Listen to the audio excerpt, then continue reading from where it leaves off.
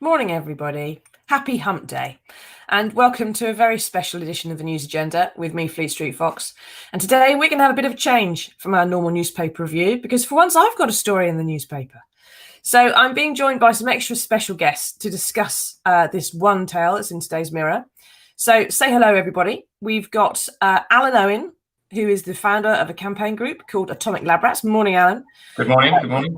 A lovely chap called Ste Purse, who is a descendant of a nuclear test veteran. Morning, Steve. Morning. And John Healey, who's the Shadow Secretary of State for Defence. Morning, John. Morning. And no, we're not going to talk about the football, all right? We're going to try not to anyway. I'm sure the lads will want to bring it up at some point. I didn't watch. Now, we're going to take you through perhaps not the biggest story of the day, but the one which should enrage you the most and which you're going to want to know the most about. So we want you to get into the comments, tell us what you think, ask whatever's on your mind about this, and we'll do our best to explain what's happening for you. So what's the story? Well, on Monday, Labour leader Sir Keir Starmer made history by becoming the first leader of any political party to sit down with the victims of Britain's longest-running scandal. The veterans of Britain's Cold War nuclear tests say they suffer an horrific genetic legacy from government-run radiation experiments, which have since been airbrushed from history. Well, not quite, because it's also on page 16 of today's Mirror, but you know what I mean. Now, they've been asking to meet the Prime Minister to ask him why his government's ruled there was not enough risk or rigour to these tests to merit even a medal. But he's refused to see them because he's probably busy wiping the CCTV as we speak. So, John, you're the Shadow Secretary of State for Defence. How did this meeting come about? Why did you and Keir and Rebecca Long-Bailey, who was there too, why did you want to meet the veterans? Well, I think, Susie, you just said this is a story. When you start to read it, you want to know more and you want to read more. And that was certainly my experience. I, in my position leading for Labour on Defence over the last year, I've had some correspondence from the vets and their families. I've read some of your stories over the months. I've read some of the reports, and the more you read, the more you want to know. And the best way of finding out more is talking to the veterans, those that are willing and those that are still with us. And of course, their descendants, because for many, they feel that's had a huge effect on their families and their family life after the period in the South Sea when they were there for the tests. So I wanted to meet the veterans.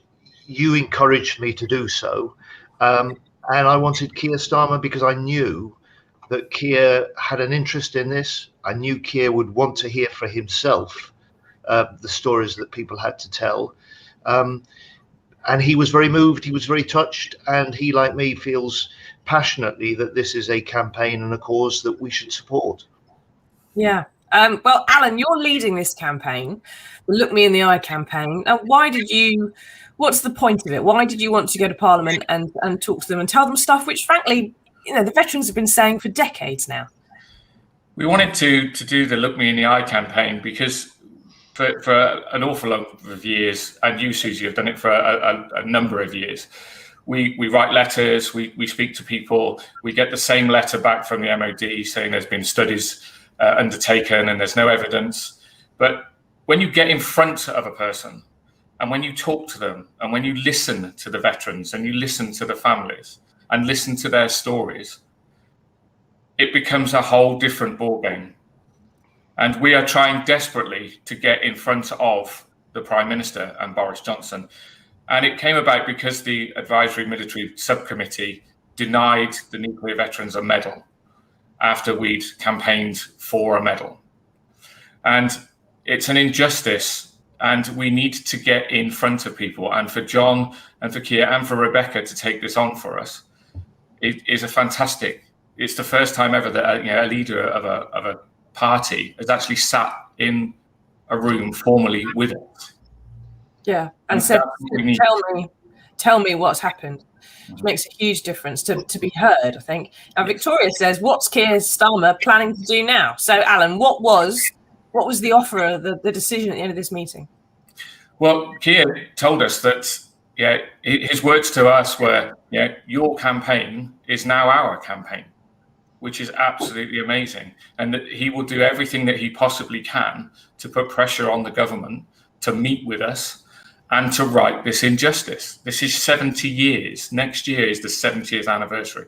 We're talking 70 years of cover-up, denial that anything happened, and our veterans feel that they have been airbrushed from history.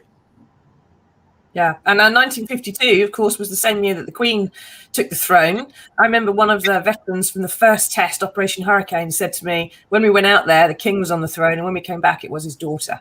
So while she's celebrating her 70 years next year, quite rightly, this scandal has been going on the entire length of her reign. Now, you might think if someone says nuclear bomb tests, right, that it's a great big ball of fire in the sky, and it was for a lot of the UK bombs on dozens and dozens of occasions. They were detonated in America, Australia, and the South Pacific between 1952, 1991. But there were smaller and much nastier tests as well. So those big bombs, like that one there, were called major trials. But there were about 600 sneaky little things called minor trials, which took place in Australia between 1953 and 1961. A whole different range of them.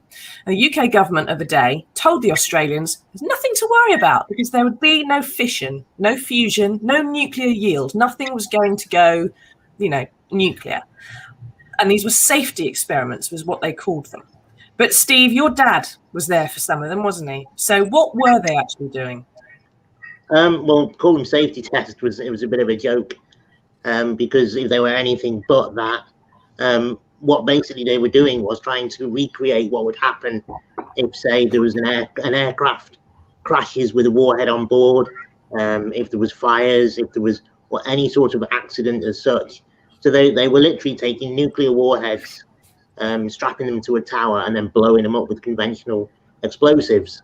And this, my dad told me, you could see molten plutonium sprayed into the air in a huge jet.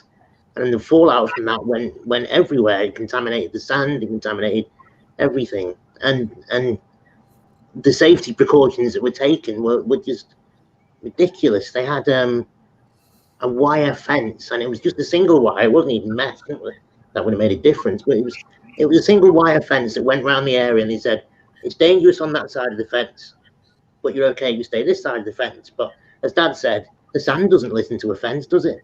And the sand used to blow across the bush, and the sand would blow in their hair, in their face, and their clothes, and it would contaminate their food. It was in their beds. It was absolutely everywhere. It's all over the vehicles, inside the vehicles. So they were literally just, I suppose, caked in this radioactive sand, and there didn't seem to be that much security, because they kind of said, well, you could just walk anywhere. You could just hop over the fence if you wanted. There was no one there to stop them. Because I know Dad reported seeing like a glass bowl in the sand where the actual detonation had occurred. And the sand had vitrified into glass. Yes. Melted and reformed. And they said you could, if you wanted, you could just walk up and touch it. So there was just no safety there at all. So yeah, I think the minor trials like Vixen B, where Dad was, I think must have been some of the most polluting and dangerous for the personnel, because they certainly were for Dad, I think. Yeah. Now, the minor trials, there was a whole bunch in there. Operation Kitten, Tim's, Rats, a couple of Vixen trials. They were on the inner bit of the bombs, the cores, the bit that would go nuclear. They were testing shock waves, how they'd react in a fire. They built chimneys and threw the plutonium cores into 8,000 degrees centigrade fires in order to see what the dispersal patterns would be when it exploded. And there were several different cleanups of the outback. Each time they declared it clean, and each time they wandered up again a bit later and found some more plutonium, which is a half-life of 24,100 years. So it wasn't cleaned up very well. Now, that was 62, wasn't it, Steve? And when were you born? 73. Okay. And what happened when you were born? It was obvious from the moment I was born there was something not right. And so I was taken away from Mum. For, I think he said she didn't see me for a few days. But I have quite a few conditions. I was born with hydrocephalus, short stature, I've got pulmonary hypertension, I've got a wide range of things. That's just a few of them. And I was also born with a bent leg. These are all sort of genetic mutations. And I know there is about 200 forms of short stature, of which I fit none. And experts have tried to diagnose me, and they can only get close to a form of short stature, but they say you're different, you're unique. There's no one else we've ever seen with this. So it makes you think, doesn't it? It's only 10 years after Dad came back, and I appear. Yeah. And you said yesterday when you were talking to John, I think one of the things that affected everyone most, John, was hearing how much David, Steve's dad there, blamed himself. And John Morris as well, the other veteran we took with us, they carried a lifetime of guilt as a result of this. Now, I'm sure you've heard a lot of tales of woe in your role as a constituency MP and on the Labour front bench. But have you ever heard anything like this before? No, not exactly, Susie. And I think that was very striking. It wasn't just the sort of searing experience of having been present at these tests. It was that worry that somehow by being there, they were going to leave a legacy that went through the genetic generations of their family, and a feeling of guilt that they were maybe responsible for problems that their children and their grandchildren may have. And so it had a sort of legacy effect, not just the experience of the time. I have had a similar experience at a constituency level with trying to get people military recognition for the service that they had given. And so I know how hard it is to work through the system in government that is there essentially to draw a line after one generation, so that later recognition is denied of previous generations. And I fought, and we won, in fact, a General Service Medal for those who'd served, many as national servicemen, as indeed John Morris did, who met Keir. And I think, Steve, your dad was on national service, but they were serving in the Canal Zone, the Suez Canal Zone in the early 50s. They'd been denied a General Service Medal. So it can be done, but it does require, in the end, those in government to have a willingness to listen and then a will to act. And so I think for Keir and I now, and Rebecca Long-Bailey and some of the MPs, the Labour MPs that are fully behind this cause, our job is to try and get government to listen, to back the campaign, in particular to have Boris Johnson as Prime Minister, the man who really can make things happen in that position, to look them in the eye, listen to them, and make his own judgment, as we have, about the recognition that is now long overdue, could be given by government. Because in the end, just with any other recognition of military service and risk, it isn't just the recognition for those who served at that time. It's something that their families through the generations are equally proud of. And if we can win that recognition and a service medal for those who served in these test sites, then I think that would be a really important step forward, and it would be a great tribute to the campaigners that have never really given up. Exactly. And we've seen some of the comments there from people saying that obviously a medal is one of the least things that could be done. But it's such a cheap and easy and simple way of recognising and acknowledging what did happen. But now our guys were... Susie, can I just make a point here? Because you might want to ask Alan about this for your viewers. What is really striking when you sort of dig into this is that the other nuclear powers that were also running these tests, Canada, US, Australia, France, have all recognized the service and awarded compensation to those who served. And Britain is now an outlier in failing to do that. And Alan, your dad was a Brit, but found himself recognized and compensated by the US government, but not by his own. Yeah, I was just going to get onto that because our guys weren't just under fire from our nuclear weapons. They were also put in the way of other countries' nuclear weapons as well. Now, Mike says, Mike's one of our regular viewers. Morning, Mike. There was a lot of ignorance of the dangers of nuclear testing back in those days, but for successive governments to ignore innocent victims and deny them proper recognition is unforgivable. Hopefully the campaign can hit home. There was a lot of ignorance, Mike, but they also knew that there were genetic effects to fiddling around with radiation. They also knew what nuclear weapons did. They had already dropped them on Hiroshima and Nagasaki by this point.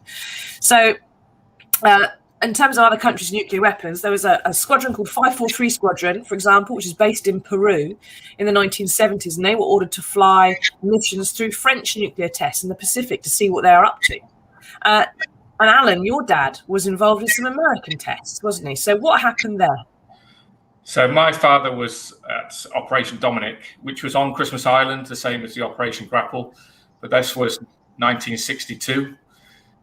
The Americans tests, there was British participation at these tests. There were 24 tests in 77 days, of which my father saw all of those tests. And he unfortunately died in 1994, aged 52. My brother died in 1996, aged 31. And my sister was born blind in her left eye. She was born in 66. And my mother really never got over the fact that she lost her husband and her eldest son in space of 20 months. And it affected the family a lot. But then the American government came up with the RECA program, the Radiation Exposure Compensation Act. And this is a compensation program and a recognition program where the US president stood up and said, we did this, it was wrong, we hold our hands up, and this is what we're going to do about it. So we applied to the RECA program as a family, even though my father had died back in 94. And the US government formally recognized us and paid us compensation because of a document that states that they will take full responsibility for the people at the Operation Dominic tests. Yeah. So for the people that were there, for the grapple tests, doing exactly the same thing, just because of a piece of paper, means that my father got recognised by the US government and not the UK government. Yeah. Part of the reason for that was because some of the American tests were done on American soil. So they had contaminated their own land and there were civilian downwinders affected as well. America's also got a slightly different attitude to veterans than we do in this country. And so they were politically imperative to come up with some kind of compensation program and solution, which in the long run turned out to be cheaper than fighting and arguing every single case, which is the MOD's way of doing things. Mm-hmm. And of course, our tests were in Australia, Nevada, and in the South Pacific in Christmas Island, which is literally as far away from Britain as you can get without getting closer to Britain again. It's on the direct polar opposite side of the world. And that is the crew of HMS Diana, which, if you don't know, everybody, in 1956 was ordered to sail twice through the fallout of 2 nuclear weapons in Operation Mosaic. There were 280 men on that ship. There's fewer than about half a dozen left alive. Afterwards, the onboard evaporators from which they made drinking water out of seawater were found to be heavily contaminated. The crew stayed on that ship for a year, and they took part in the Suez crisis. And the entire point of the whole exercise was to test the effect of radiation on ship and crew. 2009, the MOD finally admitted the men on that ship were probably exposed, and anyone who survived did get a war pension. But they are, a small minority, unfortunately. But it's just a human experiment, John, isn't it? You can't call it anything else. Well, it was a technical experiment. There were humans involved, and it's time we recognise that. And I think one of the things that I saw, as I mentioned, we took Alan and Steve and you and I went with a veteran himself from Christmas Island, John Morris, to see Keir. And one of the things that I think was important was Keir started by saying thank you. We recognise the service, we recognise the risk, we recognise the sacrifice that as a country, the test veterans, were put through, and that's why we're ready to back you. Yeah, and Steve, when you went in to see Keir, what were you expecting? What were you hoping for? I kind of went in with an open mind because I thought anything we get is more than what we've got. So I was particularly pleased to hear the thank you, and just for Keir to say, yeah, thank you for the service. It made a difference. But as to what going forward, what we'd like is obviously the medal, the formal recognition, and for just to be some sort of recognition of the future health implications that will affect the generations to come would be seen for what they are. Because I think we heard that there are doctors, when presented with these cases, say, "Oh, I haven't got a clue about this. I haven't got a clue about the effects of radiation," and that's kind of worrying, because there needs to be more knowledge in this area so that the future generations can be looked after properly for the illnesses that are to come. Exactly. Now, studies have shown that the veterans of the UK tests have the same rate of genetic damage as those who went into Chernobyl after the accident in the 80s to clean up the radiation. They have some very rare and unusual conditions, blood, bone marrow disorders. You can see some of them there for the memorial wall on our website at damned.mirror.co.uk. Their wives are more likely to miscarry. Their children are more likely to die as infants. 20% of offspring of veterans report birth defects. So that's 2% in the normal general population. But as John says, we're the only nuclear power on Earth that for whom that's not enough evidence. There's got to be something more than that. They've got to see a Union Jack flag planted in your DNA before they'll accept responsibility. So that's why our government refuses medals, refuses recognition, and fights every single war pension claim by veterans and asks them to prove what dose they had if they want to get a war pension. So I suppose the question, John, really is whether, in your experience in shadowing them, is the MOD making a special case of the nuclear test veterans? Are they just gaslighting these guys and denying justice to them? Or is this, an institutional trait, an inability it's got to just acknowledge some basic things that it may have done wrong at some point in the past? I think it's institutional resistance to recognizing that decisions in the past, the failure to recognize in the past may have been a mistake. There's an institutional principle that it's for the current generation to recognize its own generation, and once that's passed, things shouldn't be reopened. But this really isn't a good enough reason.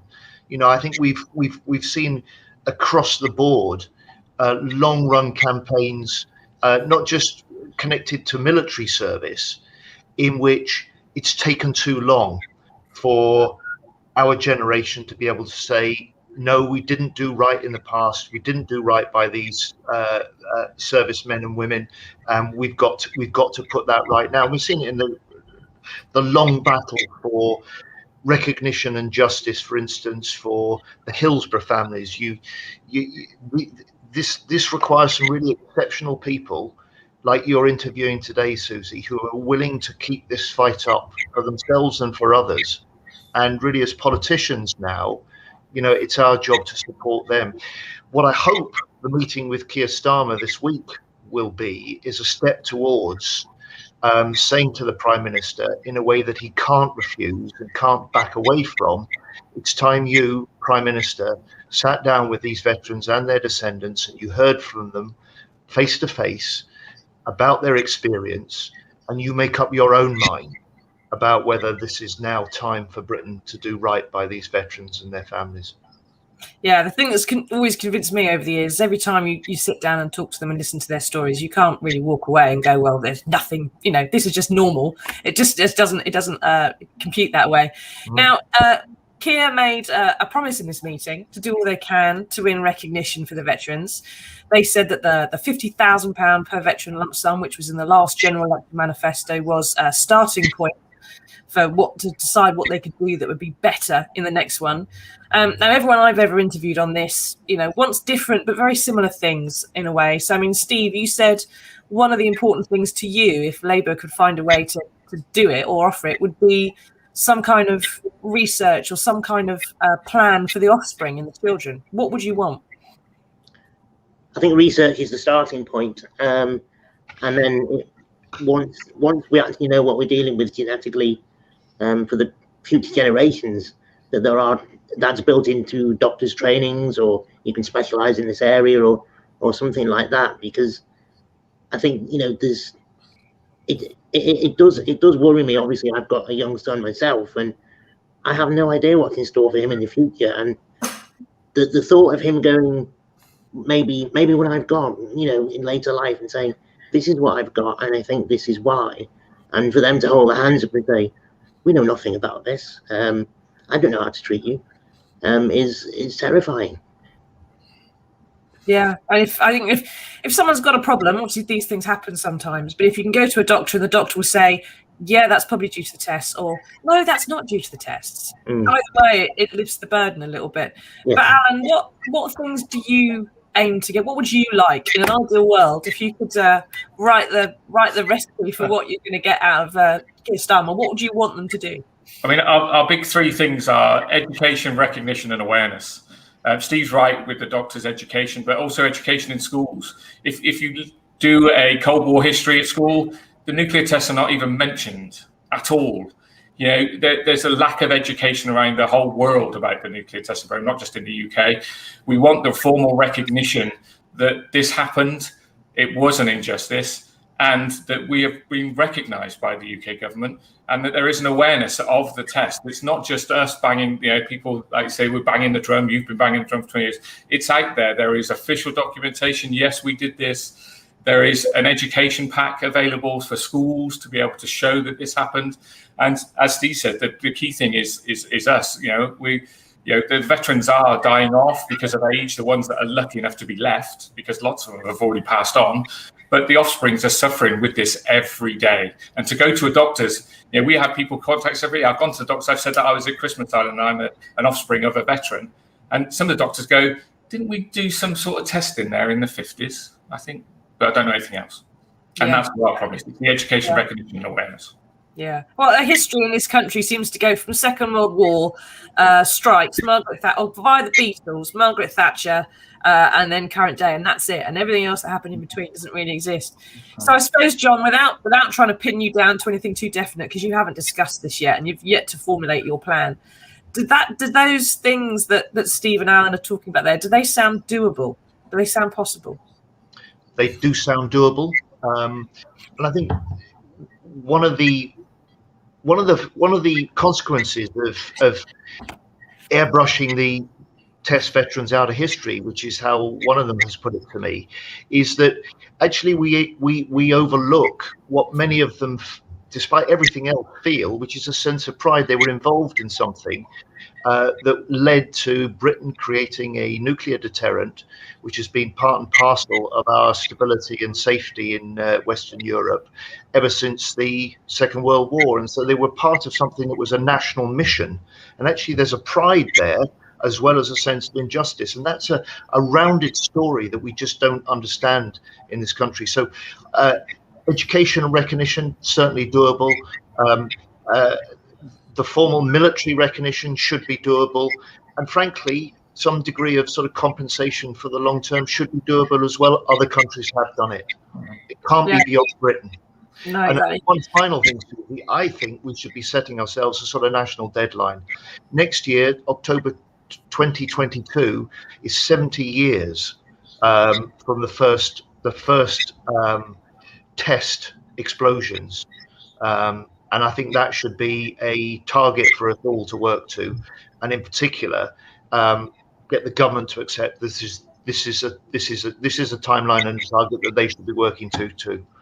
That would be nice, wouldn't it? Now, Mike says there, if Johnson could get over his stubbornness with any request from the opposition, recognition like this would be a much-needed boost for him. Boris, if you're listening, I can't really guarantee because I'm not the editor, but I'll do my best to get you the front page of the Daily Mirror going, yay, Boris, we love you. All right? You don't get that very often.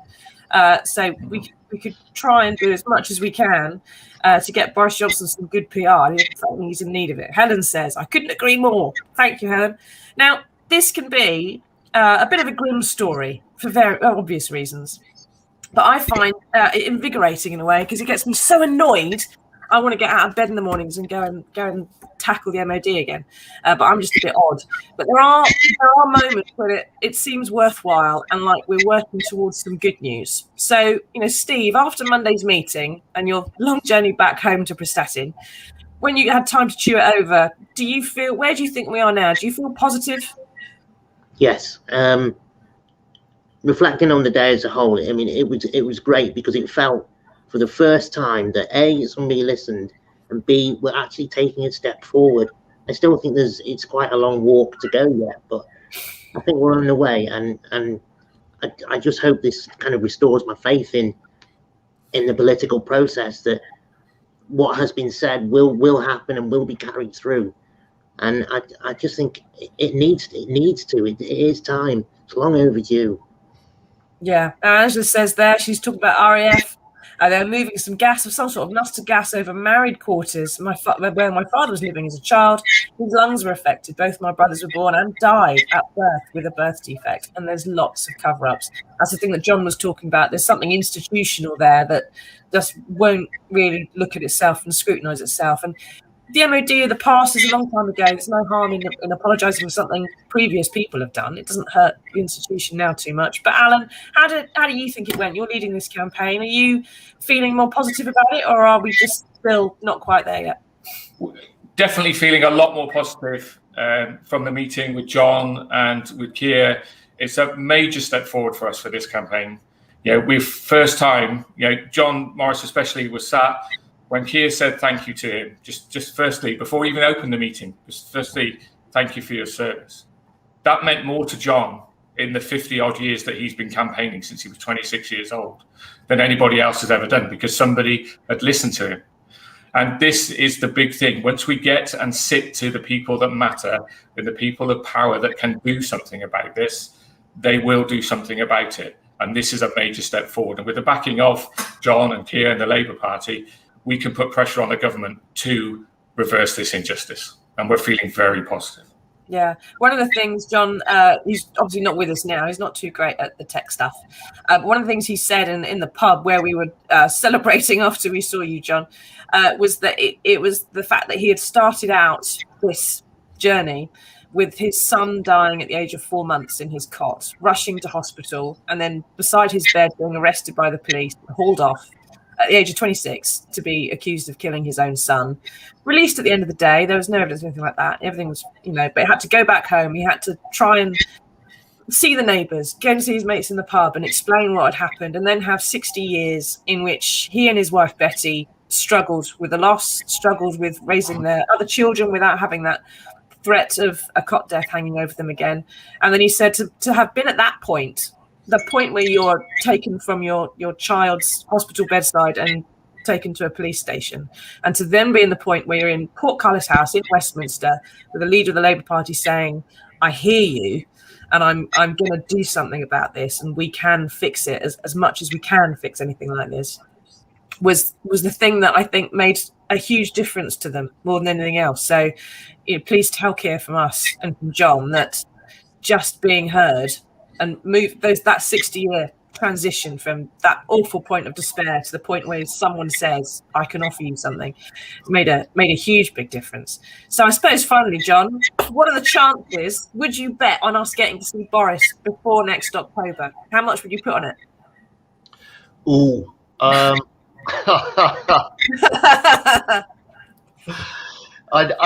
Listen, I think the odds are certainly the same as us winning the European Cup. So football. So I'm optimistic about that, and I'm optimistic about this campaign now. But by God, there's still quite a lot of work to do, and I just wish we were in government, able to make those decisions rather than to make the arguments and try and influence those that currently are in government. But we can't wait till the next election, and that was something Keir was very firm about. And so we'll do our best.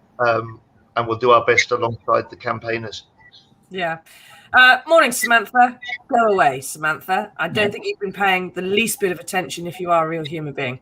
Now, perhaps I should obviously get a job as a a Whitehall aide. Tell everyone I'm a married millionairess. I think that gets their attention. I can go in and tell Boris Johnson what I want him to do. But thank you all for joining me today. To the viewers, apart from Samantha, for paying attention and your questions on what's a really important, far too easily forgotten story. Keep your eyes peeled for updates as we lay our plans to capture the attention of passing prime ministers. And please come back, join me next Monday for a completely normal edition of the News Agenda, when we'll probably go back to just talking about boring old sleaze, corruption and adultery. See you then. Thanks, everybody. Bye-bye.